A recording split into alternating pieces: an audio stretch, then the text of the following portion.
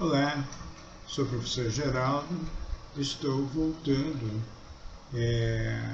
para a elaboração da segunda parte do módulo 2, né, Cartografia Cadastral, do curso, né, de Cadastro Territorial Multifinalitário. Tudo bem? Então eu vou retomar com vocês no slide onde eu parei, a primeira parte, né, fazer uma pequena, né, observação, né, que a gente já tinha falado sobre isso, né, sobre a diferença da carta cadastral para a carta topográfica, né? Então, algumas informações que a gente tenta mostrar, né? Essa diferença é justificada para que a gente não tenha muitos elementos, né, nessa cartografia cadastral que venha dificultar a manutenção e a atualização dessa base, né, base cadastral.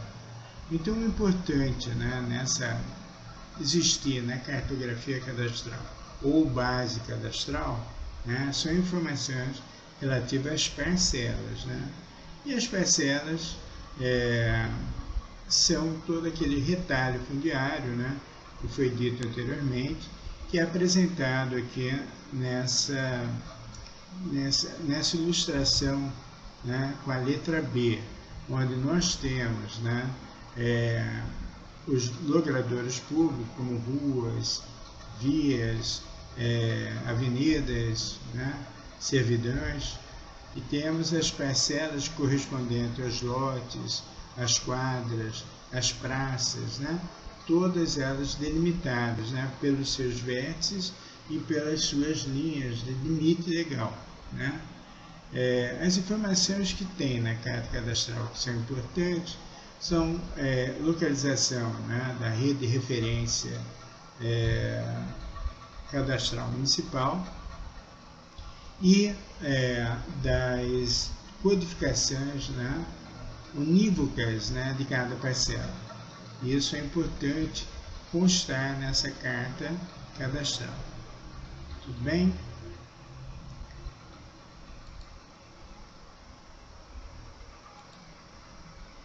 Bom,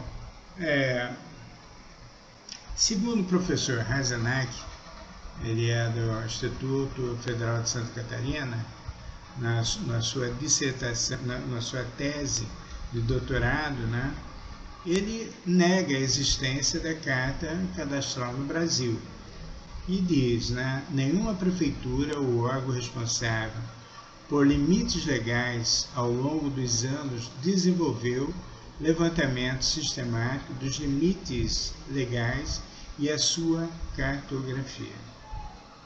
Aí o aluno pode perguntar, nossa, professor, então, a gente está estudando a cartografia, mas o professor Hazenack diz que não existe a cartografia cadastral. Muito bem, a cartografia cadastral, como entendida, né, pela maioria dos países, né, onde essa cartografia traz os limites legais, né. Nós sabemos, né, quando vamos até a prefeitura, muitas vezes procurar os nossos lotes, né,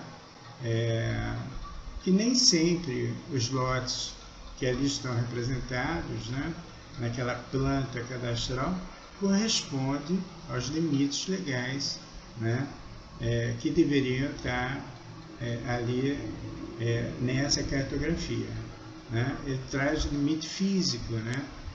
Qual que é a diferença entre o limite físico real e o limite legal? Quando a gente vai no cartório, né, de registro de imóveis e pedimos a escritura pública de um imóvel, de um lote, né, nós vamos ter ali a dimensão daquele lote, né? Imaginar que eu seja dono de um lote no bairro Jardim Petrópolis e esse imóvel, ele pela escritura, diz que tem 12 metros de frente por 30 de fundo, né, num retângulo regular. Muito bem, mas quando a gente vai até esse imóvel, muitas vezes nós não encontramos essa realidade. Encontramos, né, uma distorção, né, na fachada,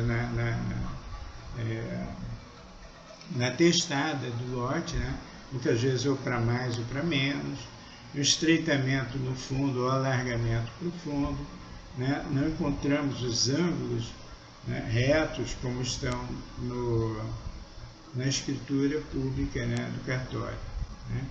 Então, em outros países, esse levantamento segue, né, as escrituras públicas, traz, né, na planta cadastral, né, na cartografia cadastral, a fé pública, né, que o limite ali existente é o limite que está na escritura do imóvel, né?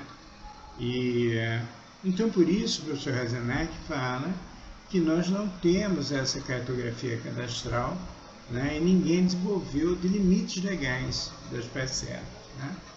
Ele fala, normalmente o que se faz é o levantamento topográfico para fins fiscais, ou seja, o cadastro é feito para fins de tributação, para conhecer o sítio urbano, né, sem uma precisão muito grande, e ali fazer a arrecadação, né, de impostos como o IPTU, ITBI, enfim, né.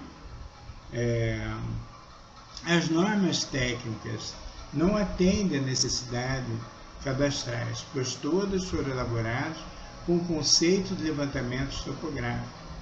Faz-se necessário, segundo o professor, né, a revisão das normas e procedimentos com uma visão que contemple a carta cadastral, como trazer esses limites legais, né, como ter fé pública a partir do instante que é elaborada uma planta cadastral, né.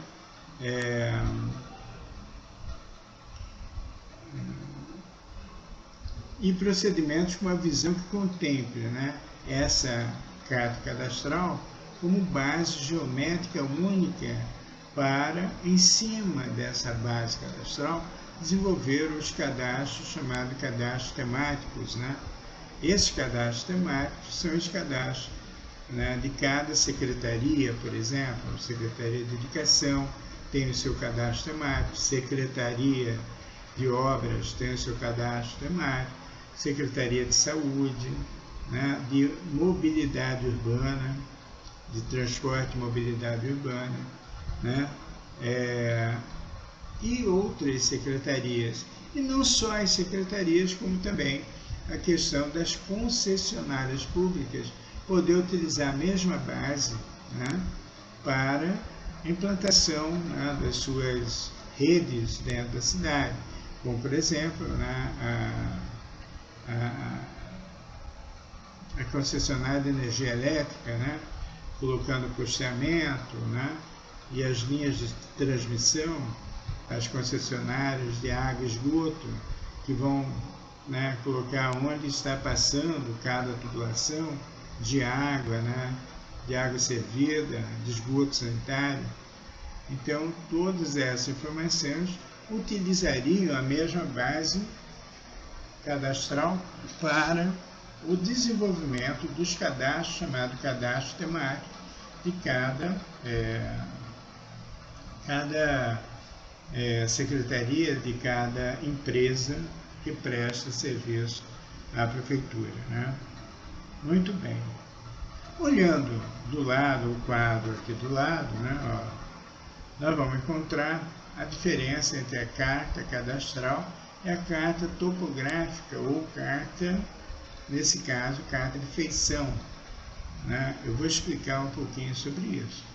Então, a diferença da carta cadastral é que todas as parcelas são delimitadas por vértices, né, e sinalizados no terreno e através de um polígono fechado, né, inclusive as públicas, tais como ruas, né. As edificações são identificadas através da sua posição real no terreno. A aquisição dos dados para esse tipo de representação é realizada através de técnicas topográficas. são mostrados todos os limites legais, mesmo que não estejam materializados no terreno. Apresento os topônimos de arruamento, que são os nomes desse arruamento. As parcelas recebem um código unívoco, ou seja, único. Cada parcela tem o seu código, né? Já a carta topográfica apresenta a delimitação dos limites reais de imóveis, né? Os muros, né, que são levantados, né, com a topografia também, ou com a aerofotogrametria, né? Somente aqueles que estão materializados no terreno. São representados elementos do meio físico através do levantamento de detalhes, né, como árvore, bosques, postes, boca de lobo, etc., né?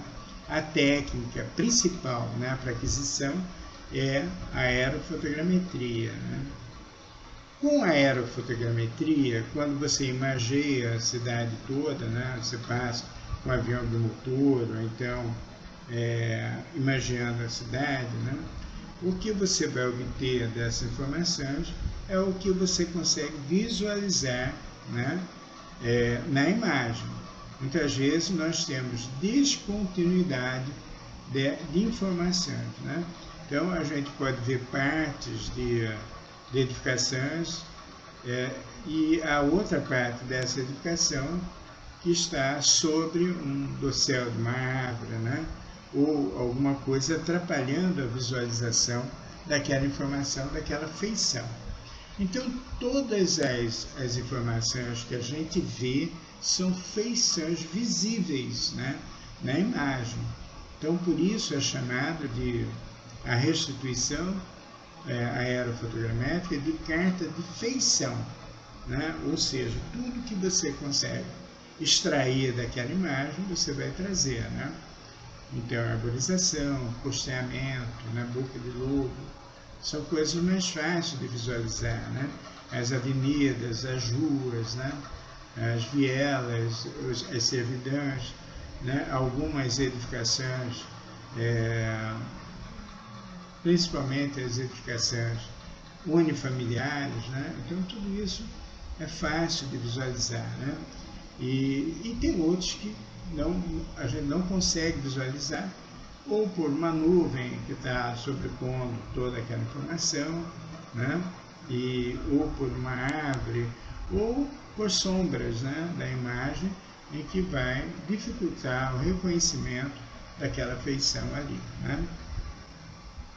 A delimitação dos terrenos possui representação diferenciada quando é muro, cerca, etc., né?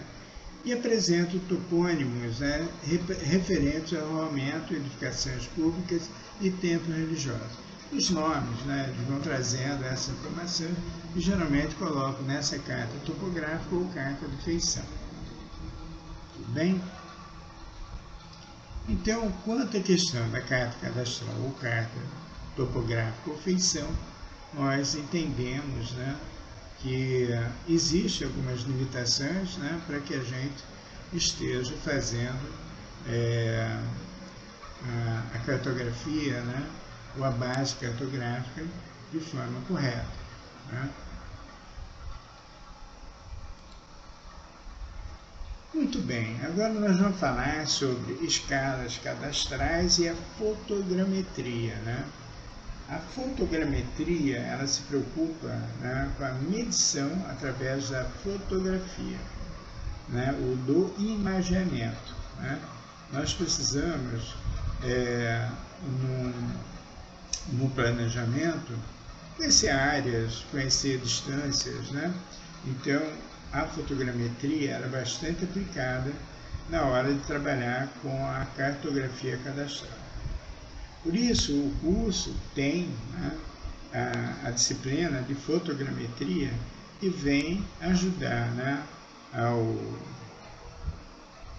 ao técnico ou ao tecnólogo a compreender melhor, né, o porquê, né, de como obter, né, essas informações. Muito bem. Então, O levantamento aerofotogramétrico são geralmente contratados para a elaboração de uma carta cadastral ou carta de feição, que depois vai se transformar numa carta cadastral. Uma vez definida pela Prefeitura a escala cadastral, 1 para 2000, 1 para 1000, o estudo fotogramétrico é feito para definição de altura de voo conforme a distância focal e a resolução geométrica do sensor, né, além de outros parâmetros de apoio terrestre e aéreo. Muito bem, para que a gente então entenda, né, de como que a gente vai contratar um serviço aerofotogramétrico para fins cadastrais, nós temos que entender disso aí. E a grande dificuldade, né, que encontramos é exatamente essa dificuldade, né, de estabelecer esses parâmetros para a empresa de aerofotogrametria que vai fazer esse serviço para nós. Nós precisamos definir todos os parâmetros antes da contratação, porque toda contratação é através de editais, né? Então, precisamos dominar o assunto para poder, né, tá elaborando esse edital, e esse edital então ser cumprido depois de ter sido escolhido, né, através de preços, menor preço geralmente, né, a empresa que vai realizar o trabalho.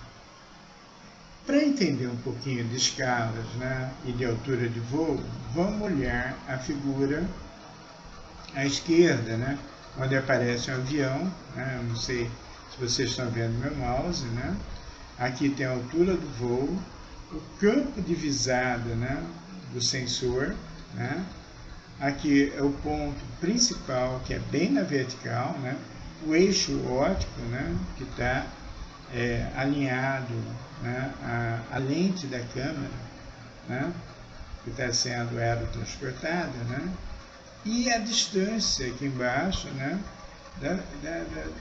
o máximo que essa imagem vai alcançar, né, com aquele voo, né. Lembrando que na aerofotogrametria a gente tem que ter sobreposição de imagens, né. Muito bem. E do lado direito a gente vai esquecer um pouquinho do avião e ver o sensor funcionando, né. Então aqui eu tenho uma câmera, né, representada, né, por essa figura superior, né. Aqui, né, onde se encontra, né, aqueles pontos, né, da linha A, da linha B, né, vocês vão ver que existe uma lente, que é a lente da câmera, né, e depois lá em cima, né, o sensor óptico, né, que vai estar ali, no caso, o sensor óptico, né. Esse sensor óptico, ele é constituído de milhões de pixels, né? Então, para vocês entenderem sobre esse sensor, né, da imagem da câmera, vocês simplesmente, todos vocês devem ter um smartphone, um celular, e que vocês compraram, e a resolução, né, do teu smartphone fala que a câmera dele tem uma resolução de 20 megapixels, 12 megapixels, né, 15 megapixels, 10, 8 megapixels, 6 megapixels, né? Então, o que isso significa? Significa que o sensor, né, dessa câmera do celular, né, ele tem, vamos pegar um exemplo, 12 megapixels, né? Então, se uma câmera do seu celular tem 12 megapixels, significa que ele tem 12 milhões de pixels, né, que são pequenos quadradinhos, né, que captam a energia, né, o fóton, né, luminoso, né, que vai definir uma única cor. uma única tonalidade de cinza, né, que depois vai ser transformada em cores. Tudo bem? Então, num celular, você que tem uma câmera de 12 megapixels, você sabe que o sensor dessa câmera tem 12 milhões de pixels, né? Muito bem, isso aí me dá uma resolução de imaginamento, vai me dar detalhes da imagem, né? E que vai influenciar também, né, na hora de definirmos, né, a escala de trabalho do nosso levantamento aerofotogramétrico. Tudo bem?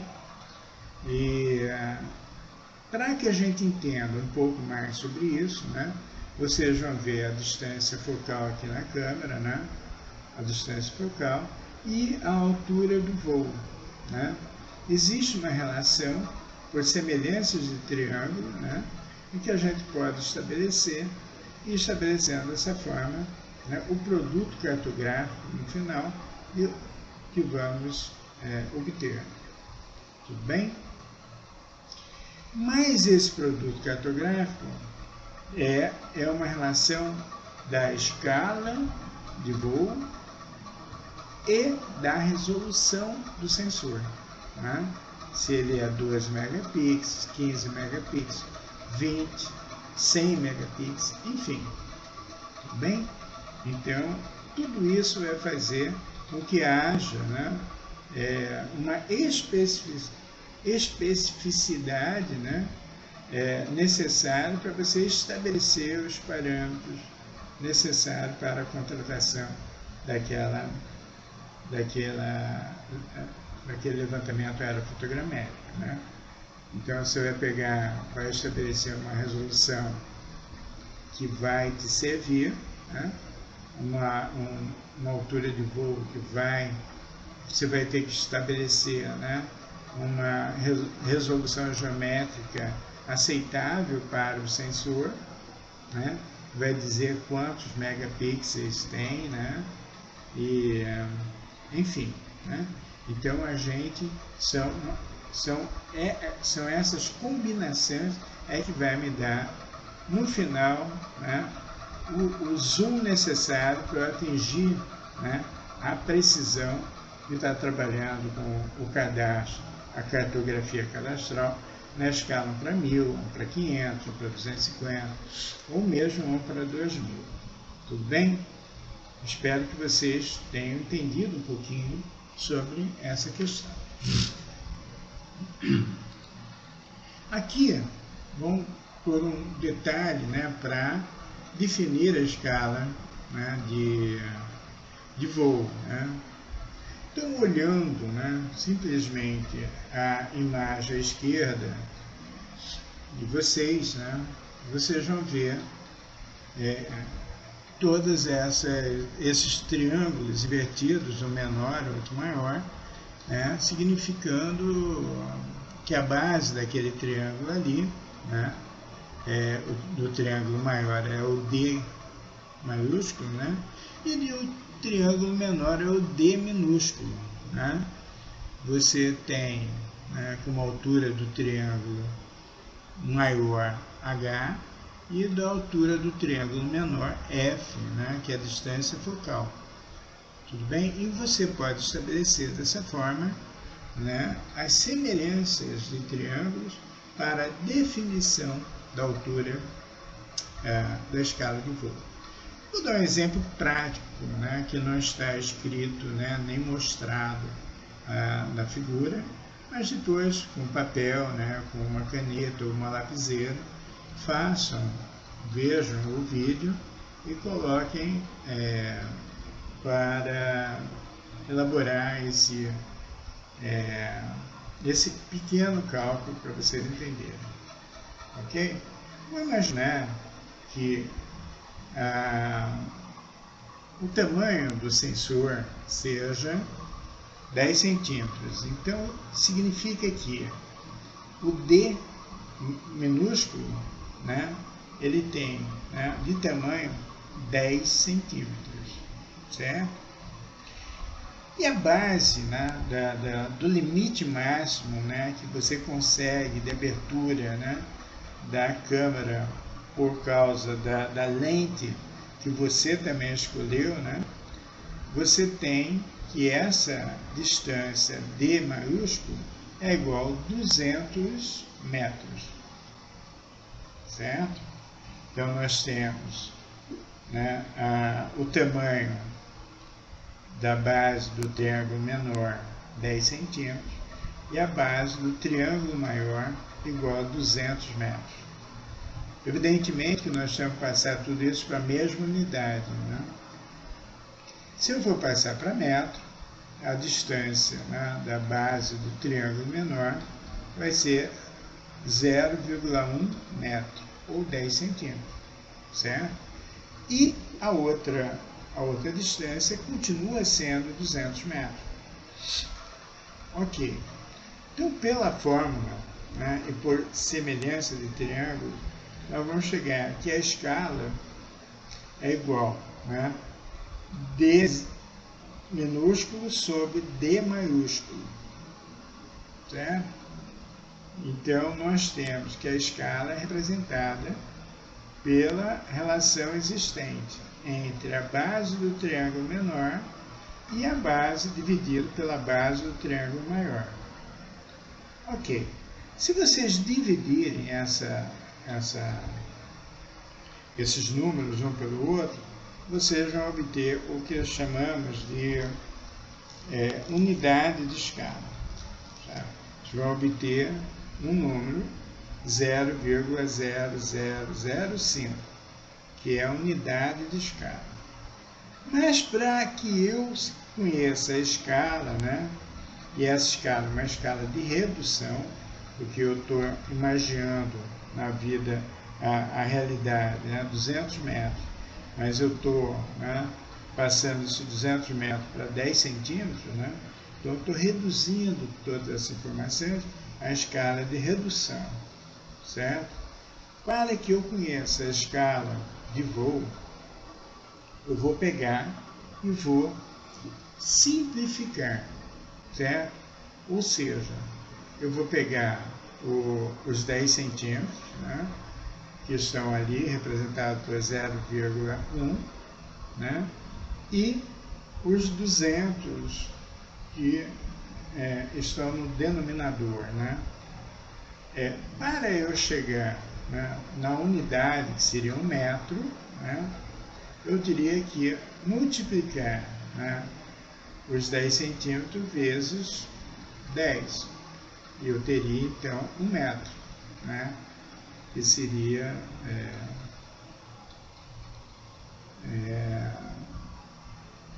os 100 centímetros.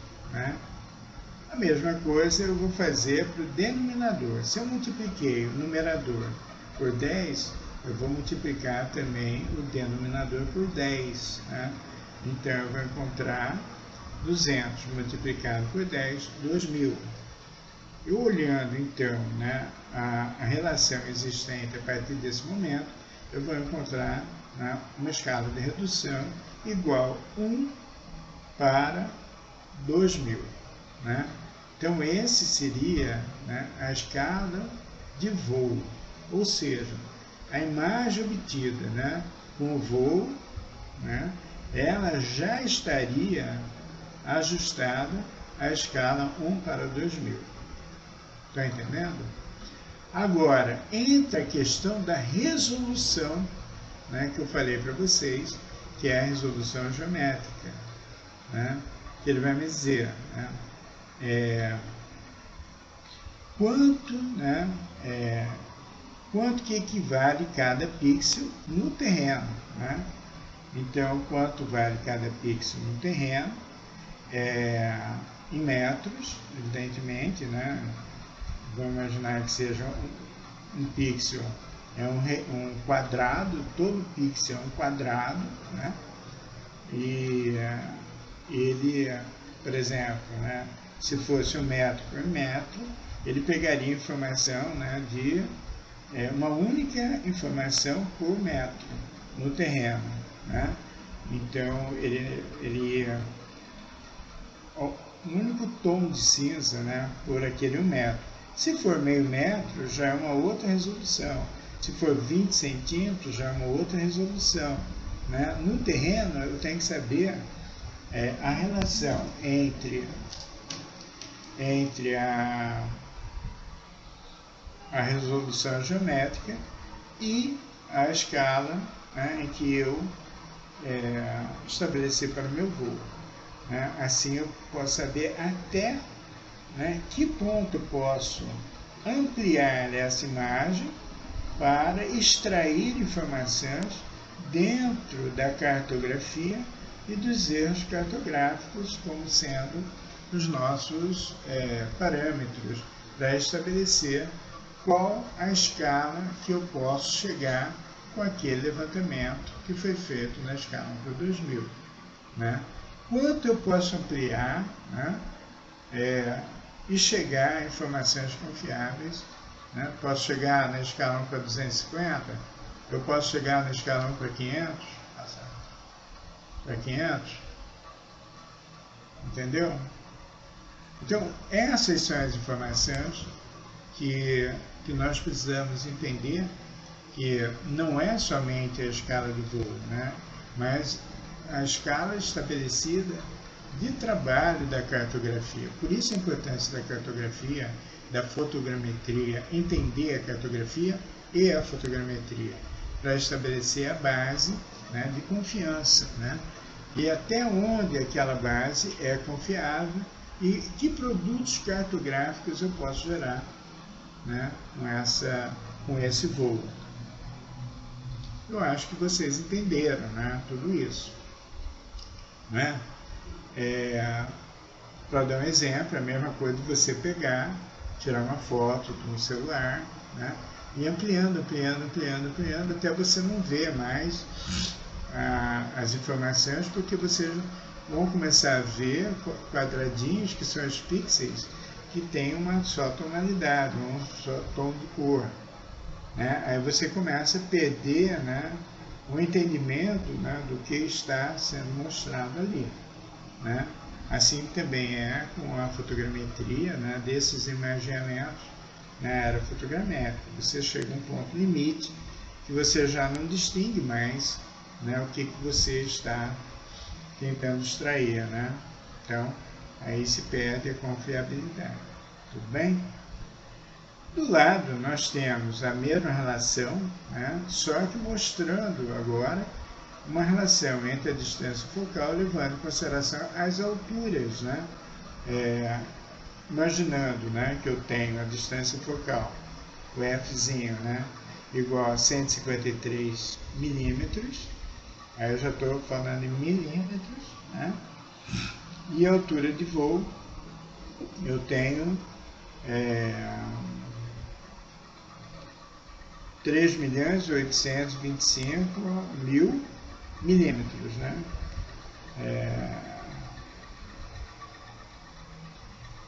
Quando nós simplificamos, né, essa escala sem fazer a divisão, então, por exemplo, né, o 153, né, eu divido por 153 e vou ter a unidade 1, né? E eu vou pegar 3.825.000, né, e dividir por 153, né? Eu vou ter como resposta 25.000. Né? Então, nesse caso, a escala de voo, nesse outro caso, né, a escala de voo é 1 para 25.000. Então,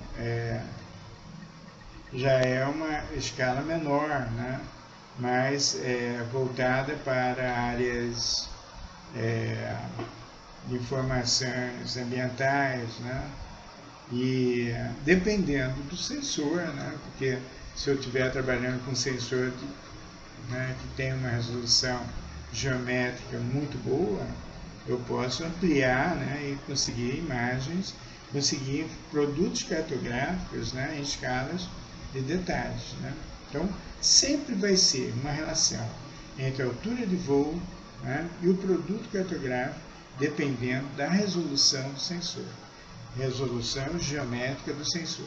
Por isso é importante a fotogrametria, por isso é importante entender um pouco da fotogrametria, né, para que a gente possa compreender todo esse processo para a vetorização, né, das informações, né, e das feições necessárias para a elaboração dessa carta cadastral.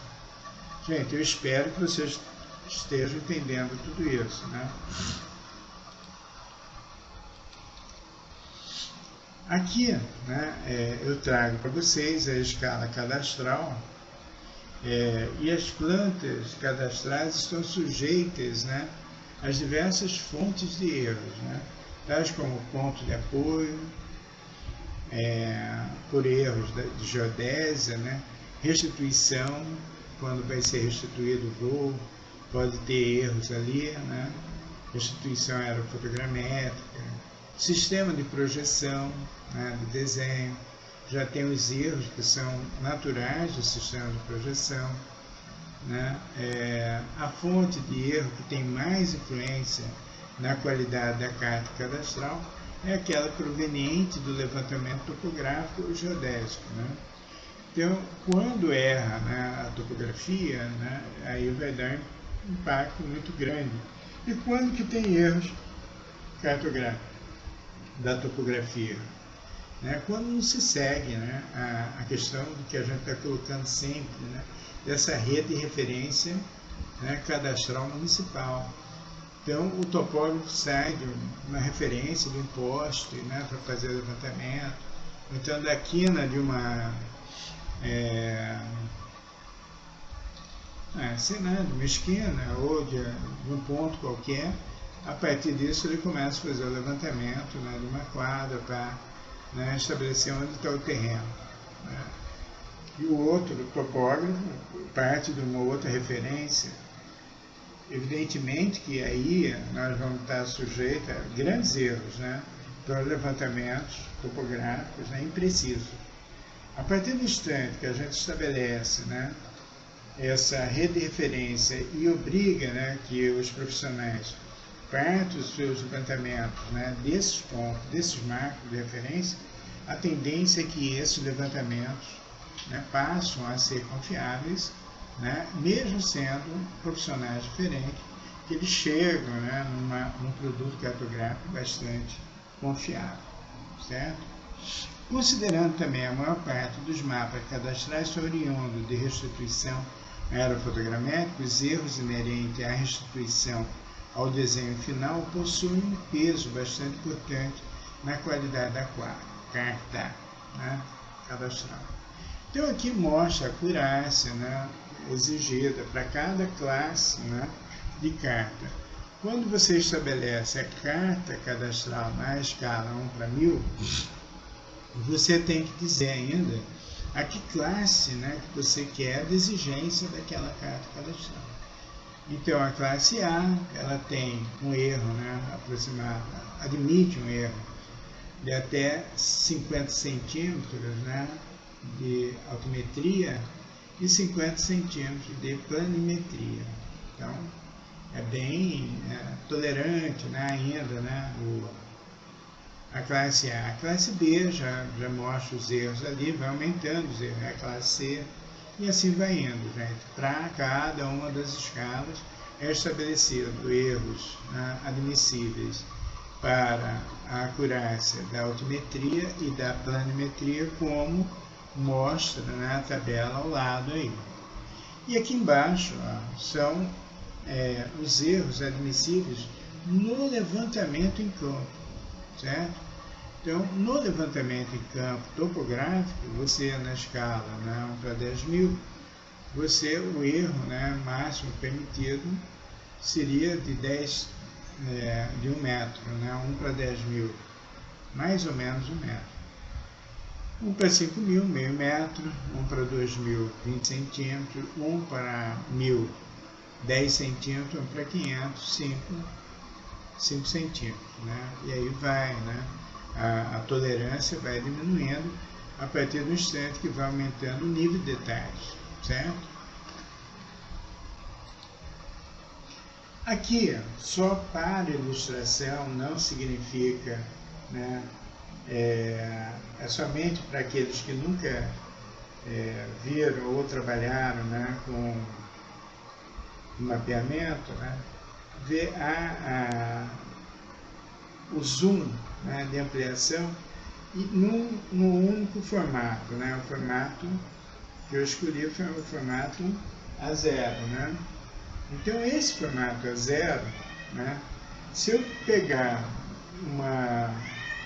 vou fazer uma cartografia, né, na escala 1 para 25.000, eu tenho condições de pegar, né, todo o perímetro urbano de Cuiabá, né, como nós vamos ver aqui nesse mapeamento, né, aqui do lado esquerdo, né, no canto inferior esquerdo, que a gente consegue inserir, né, toda o perímetro urbano, né, de Cuiabá dentro desse formato A0. Né? A partir do instante que eu vou dando zoom, né, e ampliando, né, as informações em escalas, né, vocês vão vendo que detalhes vão aparecendo cada vez mais. Né? Então, na escala para 10.000, eu já não consigo, né, visualizar todo o perímetro urbano de Cuiabá. Né? Vou pegar partes, assim como na escala 1 para 5.000, né? Na escala 1 para 2.000, em que na escala 1 para 2.000 a gente já começa, né, a perceber, né, as divisões de quadras, já começa a ver toda a parte de arruamento, né, de logradouros públicos, né, de avenidas, ruas, né, começa a distinguir de forma melhor todas essas informações, ampliando esse zoom. Né. Aqui eu só estou ampliando, não estou aumentando o nível de detalhe, certo? Só para que vocês que não viram, né, possam ter um entendimento do que a gente está falando em termos de ampliação e de extrair, né, informações do levantamento ou do imaginamento. Né? Aqui na escala 1 para 1.000 eu já tenho o nível de detalhe de um bairro, né, onde eu vou ver a maioria das quadras ali existentes, né? Já vou conseguir ver as divisões, né, das parcelas correspondentes aos lotes, né? As edificações já começam a ficar visíveis, em condições de visualizar essas edificações. Mas fica difícil ainda, né, nesse tamanho, nesse formato, a gente colocar ali a numeração, né, os códigos. Né? A partir de escala 1 para 500, a gente já consegue ver esses códigos com mais facilidade, detalhes das edificações, e numa ampliação na escala 1 para 250, a gente já tem esse código bem evidente, né? e níveis de detalhes, né, das edificações bastante amplas. Né? Como a gente trabalha hoje com o sistema de informação geográfica, o cadastro não tem mais como trabalhar, né, como era antigamente, em banco de dados, né, em plantas, né, feita nanquim, em papel vegetal. Essa facilidade de ampliação e de zoom nos ajudou bastante. Né? Então, nós temos condições de visualizar o imóvel, né, do contribuinte, né, fazer a cartografia, né, daquele imóvel e trazer todas as informações, como é feito nos SIGs das prefeituras. Né?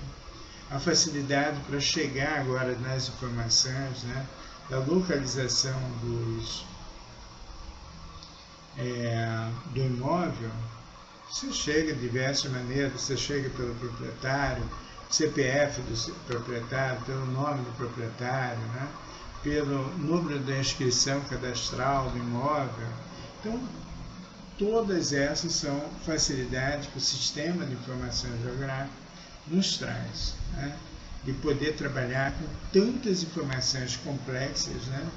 E de maneira ágil, rápida, né? Trazendo informações que antes demoravam, sabe, dias para poder você dar uma resposta ao contribuinte. Hoje, por telefone, alguém pode ligar, você abre, né, o SIG Cuiabá, por exemplo, você tem toda a informação do seu imóvel, com facilidade, rápida, né? E gera o produto cartográfico ali na hora, né? Em PDF, que você pode imprimir no seu computador, ou então na sua impressora, ou levar para a impressão. Tá? Então, essa produção cartográfica foi muito impactada, né, pelos avanços tecnológicos que estão havendo, né, nesses últimos anos, né, ajudando muito, né, o cadastro. O cadastro vem cada vez mais evoluindo, né, para a multifinalidade através desses avanços tecnológicos. Né? Isso sem falar nos drones, nas informações que hoje nós obtemos com muito mais facilidade. Bom, né, voltando a falar sobre elementos da carta cadastral, um cadastro, né, ele tem que ter, eu vou passar aqui para o lado direito já, falando sobre elementos da carta cadastral. Nós temos que entender que não existe, né, uma definição correta, olha, tem que ter isso, isso, isso. Não. Como a carta cadastral depende, né, das prefeituras, né, ela tem a liberdade de trabalhar com isso, existem diretrizes, né, que estabeleçam o que deve ser feito, mas a prerrogativa sempre é a da prefeitura. Mas a maioria das prefeituras traz na planta cadastral a estrutura viária, logradouros, trechos de logradouros delimitados, limite urbano, área de expansão urbana, área rural, quando a prefeitura tem interesse, né, na área rural, divisões administrativas como bairros, tem a parte de loteamentos, condomínios, parques e outros, né? A definição, né, de uma parte de um cadastro de quadras, né, e praças e glebas urbanas, né? A parte de lotes urbanos, né, que pode também formar um outro cadastro temático só de lotes ou parcelas, né, correspondentes aos lotes urbanos. As edificações ou economias. Bom, aí vamos dar um tempo para explicar. Por que edificações e economias são conceitos, né, diferentes? Edificações, eu posso estar me referindo a um prédio, certo? E economia, estou falando a visão, né, da parte tributária do cadastro ali daquele prédio. Um prédio, vamos imaginar, de 10 andares, sendo cada andar tendo 4 apartamentos, eu tenho no total 40 apartamentos. Cada apartamento desse, apesar de ser uma edificação multifamiliar, né, verticalizada, ela tem 40 economias, né, e cada apartamento desse tem o seu código de IPTU, né, e recebe o seu carnê para pagamento no início do ano. Entenderam? Então, a edificação é um conceito e o outro conceito é da economia, que é cada um dos pagantes, né, de quem vai pagar o IPTU. No caso do prédio, né, as cotas partes são divididas, né, entre aquele terreno, a edificação, com os moradores, né, os 40 moradores ali existentes, né, sendo que a área comum não paga o condomínio. Né. Muito bem, quem paga o condomínio são os proprietários. Ou, né, os inquilinos, se tiver em contrato. Né. Bom, outro elemento seria elementos textuais, código parcelar, unívoco, né? As toponímias, que são os nomes das ruas, tem que estar na carta cadastral. Elementos simbólicos, como pontos de vértices, né? A representação de linhas e símbolos, né? Da rede de referência cadastral municipal, etc.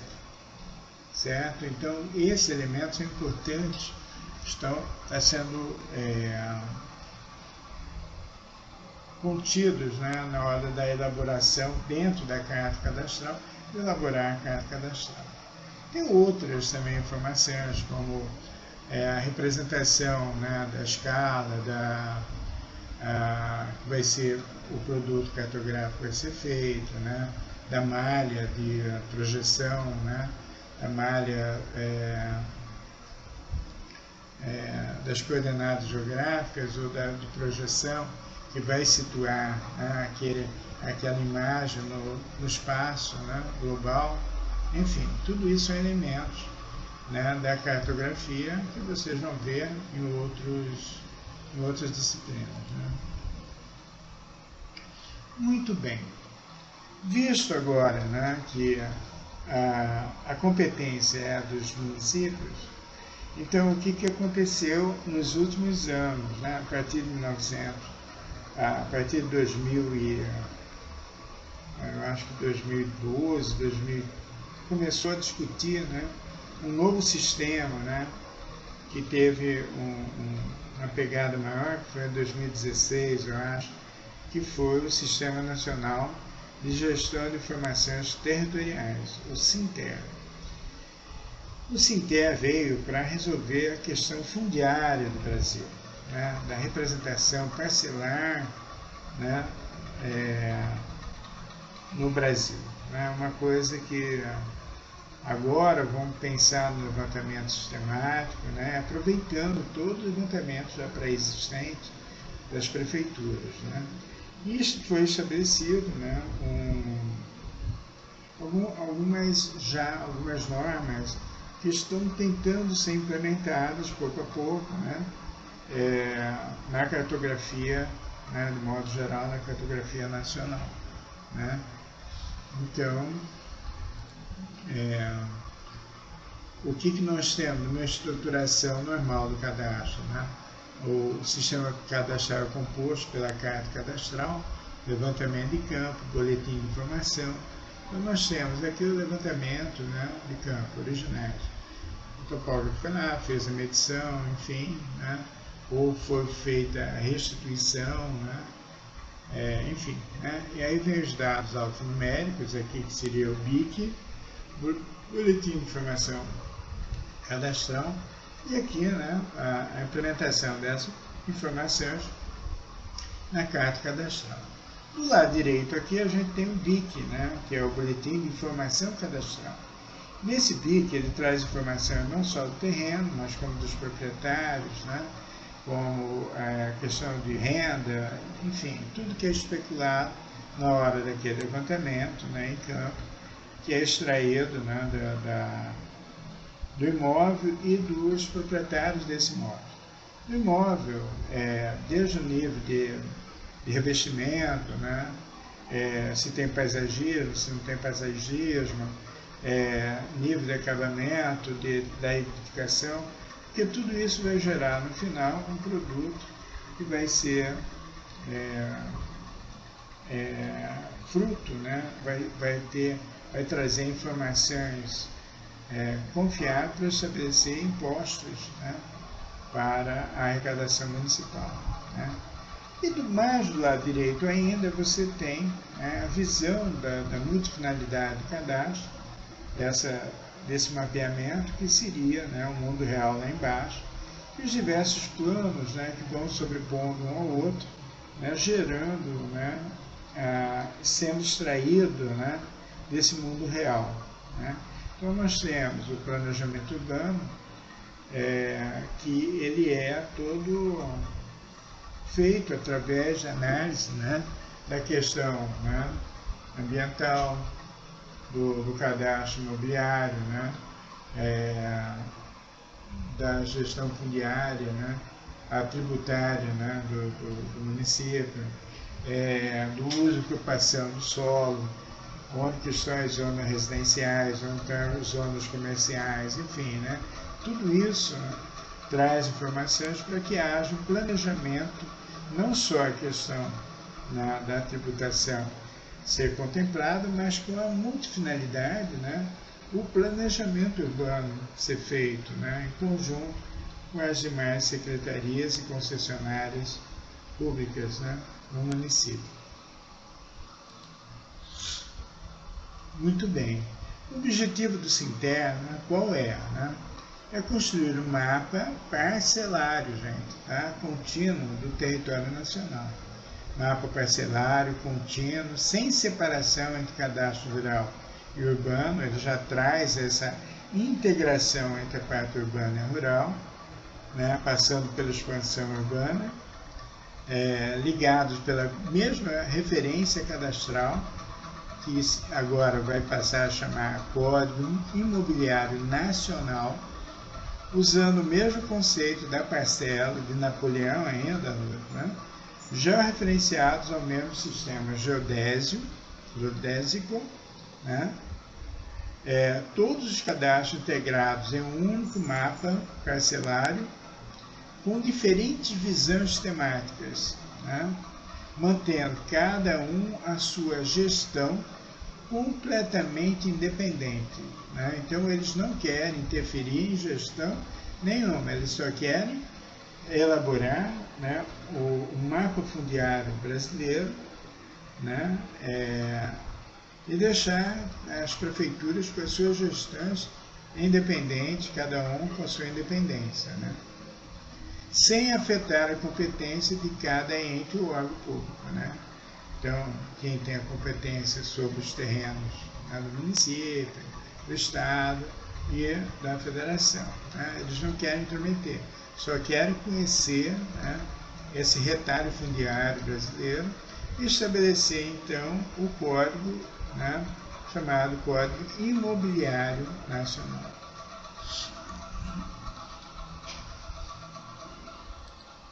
Aqui, né, eu trago, né, a preocupação do cadastro de Cuiabá, só para fazer um comparativo com o que se pretende, né, para que vocês entendam, né, para vocês entenderem o Sinter, né, o que eles estão propondo. Em Cuiabá, né, o código do IPTU, que o seu pai ou então você recebe já tendo um imóvel, né, todo início do ano, ele vem com uma inscrição cadastral. Essa inscrição cadastral, como a gente viu no módulo 1, né, cada numeração dessa corresponde a uma forma de georreferenciamento até chegar à localização do seu terreno, né, como que está situado, onde está situado, né, a sua casa dentro do perímetro urbano, né, da cidade. Então, o 01, né, significa o número da quadrícula, a gente já viu antes, né? O 5, o número da zona, 21, o número do setor, 08, o número da quadra, 034, o número do lote, 001, o número da economia, se for residencial unifamiliar, né? Então, se você seguir, né, olhando aquele mapeamento, né, que está no módulo 1, você vai chegar exatamente na localização desse móvel, né?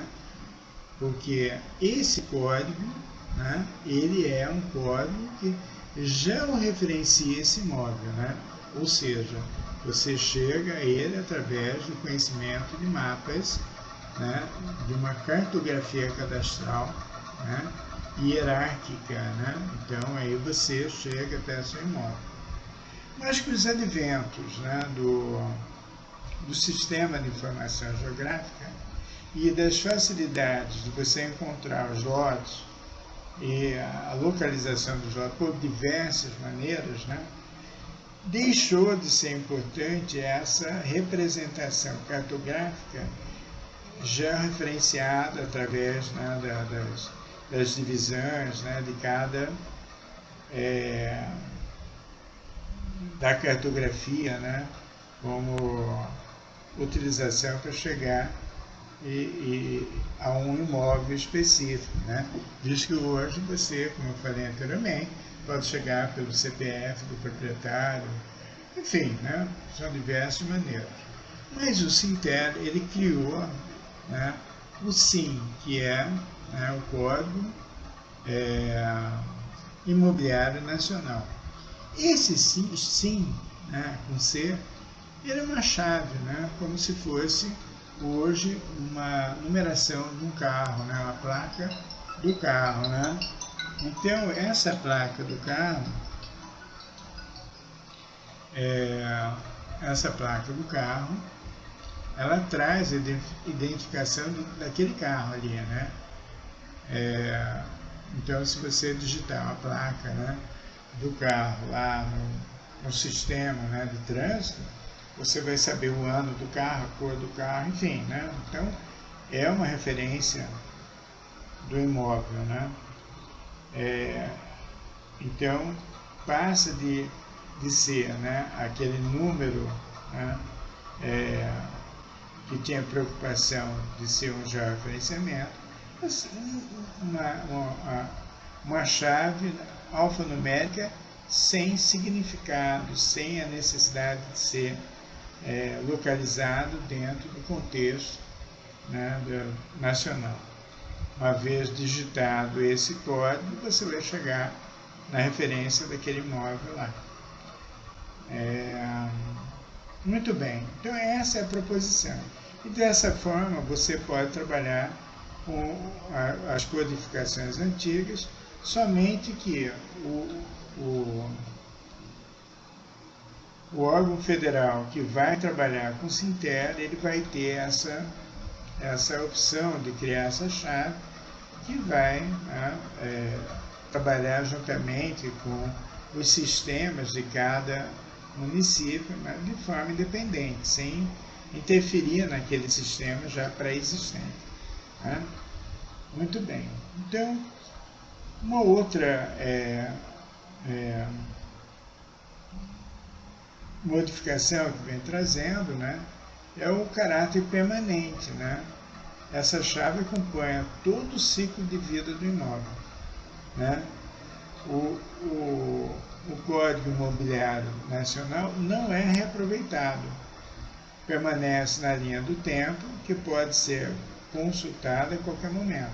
Ou seja, se você fez o parcelamento, né, do código, né, do imóvel, né, para criar dois imóveis diferentes, aquela chave simplesmente fica na linha do tempo, né, como sendo originária de duas novas chaves, né, que tem uma numeração também sem significado, que vai ser a evolução, né,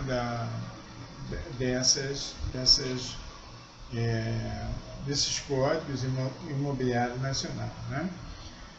É como se hoje, né, a gente estivesse criando novos carros, ele receberia novas placas, né? Comprei um carro novo, ele vai receber uma placa nova. Dividi o meu imóvel, cada imóvel, né, remanescente,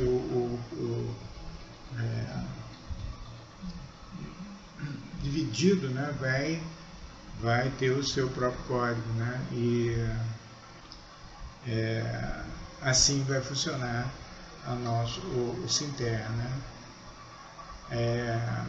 O conceito de imóvel do Sinter coincide com o conceito de parcela cadastral do Cadastro Nacional de Imóveis Rurais, né? Então, é uma inovação, está vindo, acredito, para ficar, vai impactar, né, os cadastros novos, né, que pode se adequar, né, já a essa nova codificação das cidades que vão começar a trabalhar com o cadastro, aquela que atingiu mais de 20 mil habitantes, ou então a cidade que tem vocação turística, né, ela já pode pensar em elaboração do cadastro, né, territorial multifinalitário, e já utilizar os códigos, né, criar códigos específicos com essas finalidades, né, mudando um pouco, né, do que foi feito até o momento, né. Como eu disse, né, a evolução tecnológica impacta cada vez mais a forma com que nós lidamos com as informações territoriais, né? Impacta positivamente, né? Cada vez mais a gente, com um único notebook, eu tenho condições de controlar uma cidade inteira, né? Onde se pensava fazer isso, né? Há 20 anos atrás, né? Nós tínhamos que ter setores, né, com vários, como vocês viram no caso Cuiabá 2002, né, em que tinha um setor inteiro com plantas, né, dependuradas em todas as paredes, né, para que o técnico pudesse procurar onde estava o imóvel, né, do contribuinte. Né? Então, vamos esperar que essas boas novas venham logo, né, e que a gente tenha o cadastro, né, do Sinter, e a gente tem com isso a segurança fundiária necessária que o Brasil tanto busca, né? E a fé pública, né? Imagina, a gente, um país continental como o nosso, todos os lotes, todas as parcelas territoriais, né? Você comprar com a tranquilidade que aquele imóvel te pertence, né? Que não tem outro dono, enfim, né? Que não tem sobreposição, que não tem nada disso. Então, vamos esperar, né, com bastante esperança, né, que venha a dar certo, né, a implantação do Sinter, né, esse impacto que isso vai dar de positivo, né, para o planejamento de cidades e para o próprio cadastro de desenvolvimento do país como um todo. Tudo bem? Bom, eu chego assim ao final do segundo módulo, que é a cartografia cadastral. Eu acho que foi, né, bastante extenso e muita explicação, porém, espero que vocês tenham entendido, né, as dificuldades de se falar da cartografia cadastral, com tantas realidades diferentes, né? Mas a gente tentou trazer algumas informações para vocês, mostrando o que acontece na maioria dos municípios, né? Não é a regra, né? Mas eu acredito que deu uma visão para aqueles que vão trabalhar na área, das dificuldades, né? Do que precisa avançar, né? Qual que é o nosso futuro, né? E como nós temos que olhar essa evolução tecnológica que vem impactando, né, de forma positiva toda a informação do cadastro territorial multifinalitário. Tudo bem? Obrigado pela atenção de vocês. O vídeo ficou extenso, mas acredito que será proveitoso aí para todos vocês. Muito obrigado pela atenção. Tá bom? Bons estudos.